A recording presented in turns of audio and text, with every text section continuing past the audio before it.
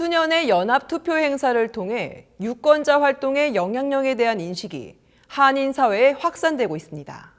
다음 코너 클로즈업에 한인회와 풀뿌리 운동 그리고 유권자 단체의 유기적 관계에 대한 오피니언을 담았습니다. 지난 주말 열린 풀뿌리 운동 컨퍼런스에서 있었던 뉴욕 시민 참여센터의 김동찬 대표의 강연입니다.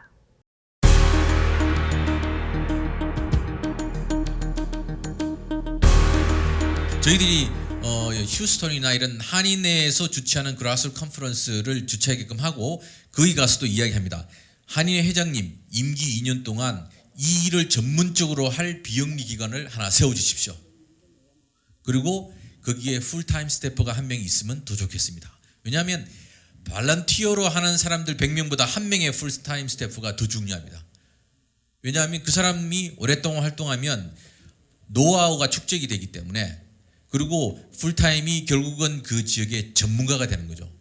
이렇게 누가 언론에서 갑자기 마이크를 딱 들이밀었을 때 충분히 설명할 수 있게끔 준비가 되어 있어야 됩니다.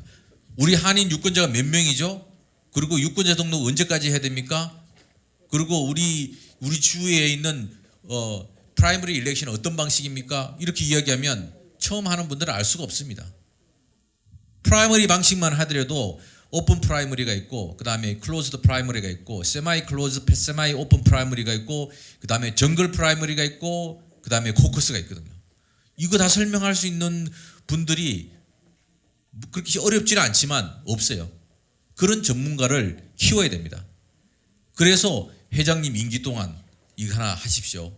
그렇게 부탁을 드리는데, 그렇게 하는 것은 그 전문 기관이 커뮤니티에서 오랫동안 축적된 걸 가지고 한인회하고 협력해갖고 커뮤니티의 일을 풀어나가야 된다고 봅니다. 근데 한인회하고 이런 기관들이 자꾸 이제 컨플릭이 일어나는데, 뉴욕에서도 그런 일들이 자주 있습니다. 자주 있는데, 초기 이민사회의 한인회는 뭐든지 다 할 수 있었어요.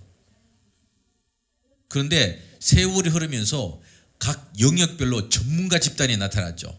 그 기관들이 비영리 기관으로 해서 자기 영역에 전문적인 영역들을 확보를 해야 하는데, 한인회는 2년마다 바뀌기 때문에 그렇게 할 수가 없어요.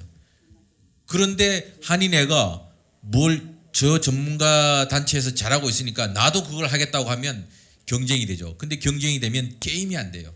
거기는 벌써 오랫동안 노하우를 가지고 있고 자기의 확실한 지지 기반을 가지고 있기 때문에 한인회라는 어떤 그 대표성만 가지고는 절대로 그 단체들하고 해서 경쟁이 안 됩니다.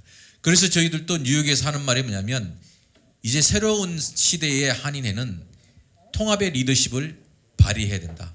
그리고 한인회가 경쟁할 것이 아니라 한인회가 어떤 영역의 일이 중요하다고 생각하면 커뮤니티의 컨센서스를 모으고 그 일을 함께 지원하게끔 하는 이런 방식으로 가야지만 한인회가 커뮤니티도 인정도 받고 각 전문 단체로부터 인정도 받고 커뮤니티가 화합이 이루어질 수 있다. 이런 말씀을 드리는데, 마찬가지로 이제 여기 그런데 어떤 한인 회장님은 새롭게 되면 그 이해를 못 해요.